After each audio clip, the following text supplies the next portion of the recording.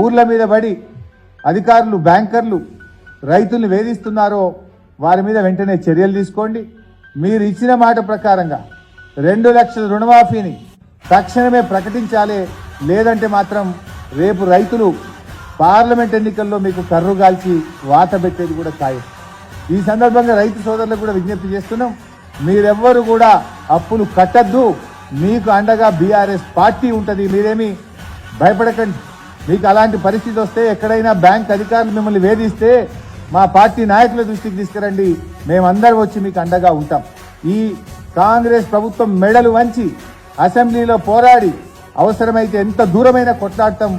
మరి రైతు రుణమాఫీ జరిగేదాకా కూడా బీఆర్ఎస్ పార్టీ రైతులకు అండగా ఉంటుందని చెప్పి కూడా నేను మనవి చేస్తా ఉన్నా.